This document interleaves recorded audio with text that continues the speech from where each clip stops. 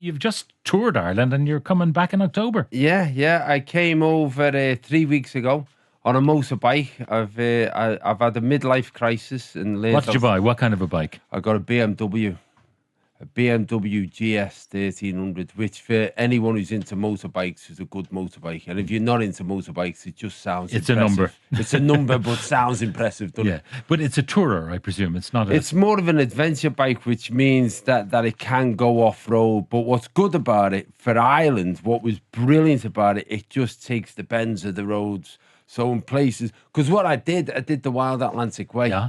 I fulfilled a lifetime ambition. I did gigs along the way, which took me to places I'd never heard of, like Belmullet and places like that, doing gigs in places like that. But the bike was the best way of seeing this country. Yeah. Now, the problem is, on a bike, you round the bend and there's a cow patty in the middle of the road. Oh. And even a BMW 1300 is not going to be... I can't tell you this, right? Because what I've been doing, I've been riding on the bike. You know, the world's now all social media and stuff. Yeah. So I had the camera on the bike, which was a 360 camera, so it could film me and film the road in front. And I wasn't doing this for television. I was just doing it for myself.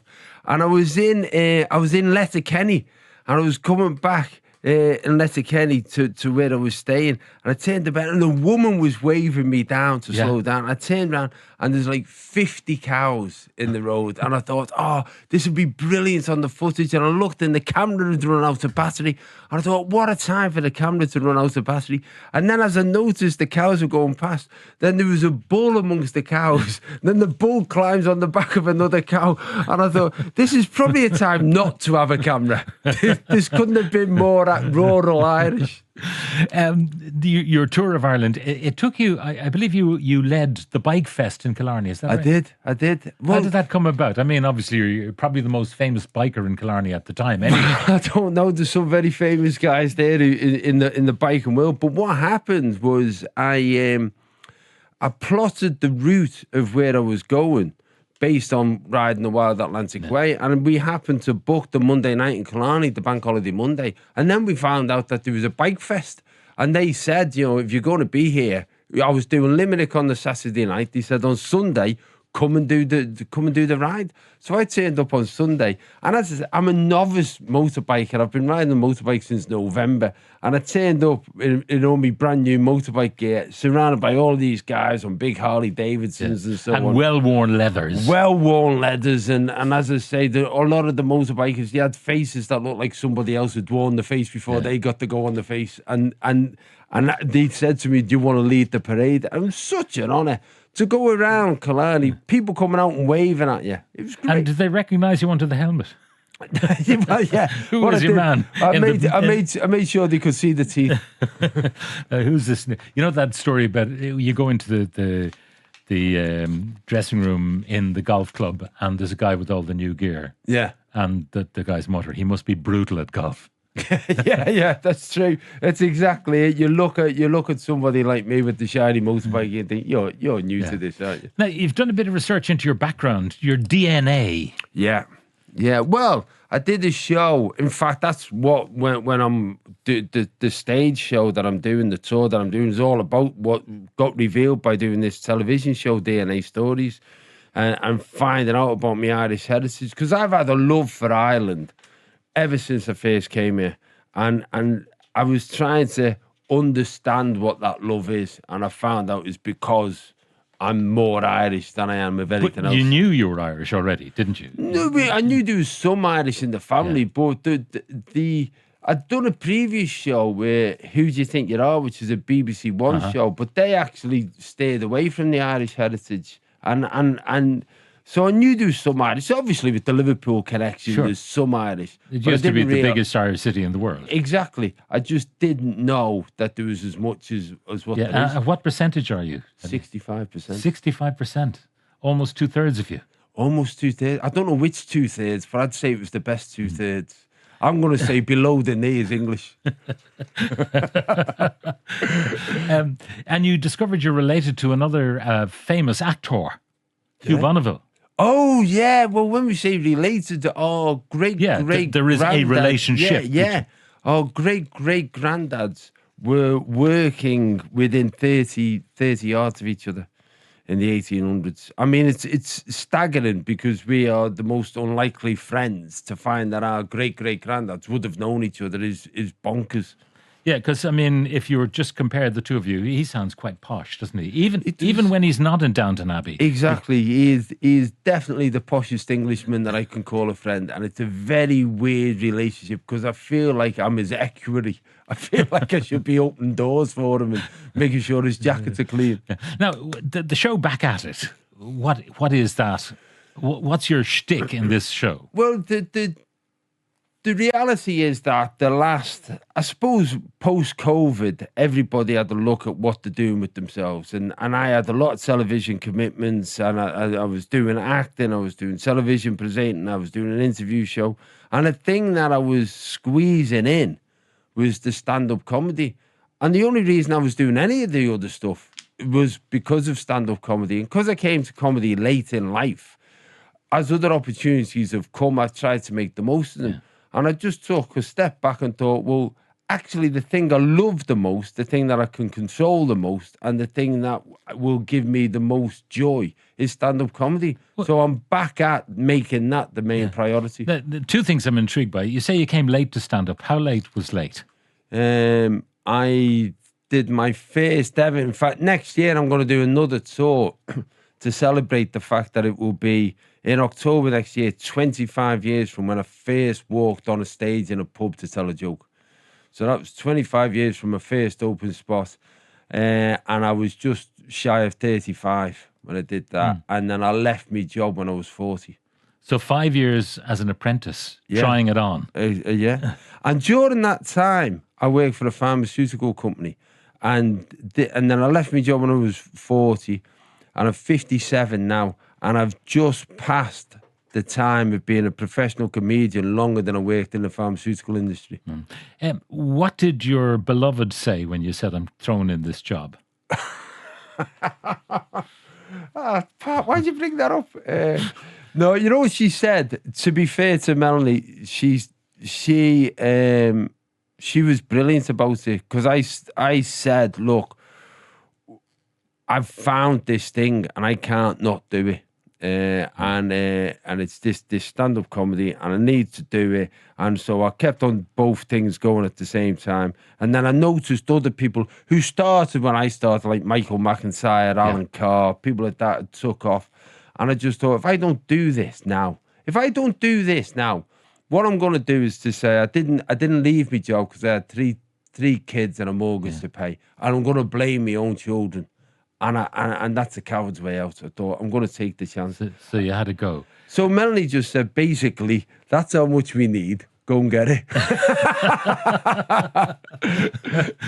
That sounds sound economics. Exactly. And how difficult was it to get that? That amount? It was hard. Was it hard? For the first 3 years, I was definitely, we would just add more money onto the mortgage. Just to get through. Just to extend the mortgage, just to get through, yeah. And then the fourth year it kicked off. Yeah. And what was the moment? Can you remember, what show was it or what appearance was it that... I tell you, there was three separate moments. I got to do the Michael McIntyre Comedy Road show, which was a BBC One show for people who were not necessarily good enough to get on Live at the Apollo or weren't booked for Live at the Apollo. I did that. Before I did it, the producer said to me, I told you I'd get you on telly. I said, no, this is a new show. No one knows if anyone's going to watch it. He was the same producer who did Live at the Apollo. I said, if you book me on Live at the Apollo, then you got me on telly. He said, if you're good tonight, I will. Halfway through my set on the show, he phoned my agent and booked me for Live at the Apollo. And then he also got me on the Jonathan Ross show. And I tell you, the pivotal moment, Pat, and this will never, ever happen again in my life. I was touring at the time. I was doing art centres. I was selling about 500 or 600 tickets a week. I went on the Jonathan Ross show and sold 20,000 tickets that week. And that when I thought, oh my God, things are different now. Yeah, and the fact is that you had a tour available to take those 20,000 bookings. Exactly. Exactly. It's like this, I've done this show, I've done very small venues like the Barras in Clonakilty and all these little Clifton and all that. And then people have not been able to buy tickets, so we've put on the 3 Arena to give the opportunity to, because ultimately you don't know how interested people are unless you give them the chance. Now, the other thing that intrigued me, you said you were going to go to do stand-up because you want to do something over which you had control. I would have thought that stand-up was the most anarchic business you can be in. Because you repartee with the audience. Yeah, but at least you can decide what day you do it. That's the main thing. At least you can pick the dates and the route. Because you know the way you talk about that BBC show, Who Do You Think You Are? Yeah. I mean, there's a touch of that about the Irish. Who do you think you are? Oh, tell me about it. And listen, the Irish are without doubt the reason that I went full-time with comedy. I did my first television break in Ireland. I did my first one-man shows in Ireland. I've just found that they will let you know if you're funny, but they'll also let you know if you're not. Yeah. Have you had your moments with the hecklers? Oh, no. On this tour, what was brilliant, I've had some brilliant experiences. One of which I met the oldest person who I know to have come to my shows. It was in Galway, a lady called Frances, who was 92. Yeah. And you gave her a hard time. Oh no, well, a little. No, we had the drink in the interval, but it was lovely to know that you'd appeal to such a wide range. Didn't you say something like, "It's great that you decided to come here. You don't have much time left." No, I said I'm honoured that you've come because some of this audience have got ages left, and it's true. She's made the decision to spend a night with me, which is great. I hope she's still very much in the land of the living and hale and hearty. So do I. Doesn't have the John Bishop hex on her. Oh, So the summer, what does it bring? I'm going to go to America. I'm doing. I've been asked to go again because I've released myself from all my telly commitments. I'm able to say yes to things, so I'm going to go and do gigs in the States in July and August, and then have the rest of August off. Yeah, and do they find your accent comprehensible? And you know what? I've not done it yet. I've done a week of gigs in a comedy club in New York, and somebody saw it and said, "Come and tour." And I'm going Boston, Toronto, Vancouver, all over New York. I'm really looking forward to it, but I literally have no idea who's going to come and if they're going to understand me. Yeah, well, if they understood John, Paul, George, and Ringo, they can probably understand you. Exactly. Yeah, anyway, that sounds very exciting. Do you ever get nervous at all about any of those things, like embarking on America? John Bishop takes America. You know what I think, Pat, and this is honestly true, because I came to it without expecting it to be a job. I've always seen it as just fun, and I don't get that nervous. I don't get nervous. I just don't get nervous because I know it's not as important as what other people's jobs are. I'm just lucky to do it. Yeah. And going back to when you started, the first time you stood up in one of those comedy clubs and did your 10 minutes or whatever it was, what was it before that told you could do it? Were you the guy in the pharmaceutical company who would be telling all the yarns and the canteen? Well, no, it was interesting because I'd only been to 2 comedy clubs in my whole life before I got up. Yeah. And one of them was with the pharmaceutical company. We went on a works night out, and there was a girl who was from Ireland, actually, called Bernadette, who was our sort of medical information person. And we were watching the act, and she said to me in the interview, "You could do that, you should have a go on after." What are you talking about? It's never, ever entered my head. But then I watched it and I thought that would be a great thing to do, but it was never, ever on the agenda, ever. Back to Melanie, your beloved. You give her regularly a hard time. I do not give her a hard time. She lives in a very nice house, Pat. That's what I say. Look. So whenever she complains about one of your one-liners. Exactly. I said, your contribution to the material is essential. That's why you've got a nice house and a horse. John Bishop, Back at It, it's called. It's happening in the 3 Arena on the 5th of October. Tickets from Ticketmaster. And John, what a pleasure it is to meet you again. Pat, great Thank to see you very much. Thank you.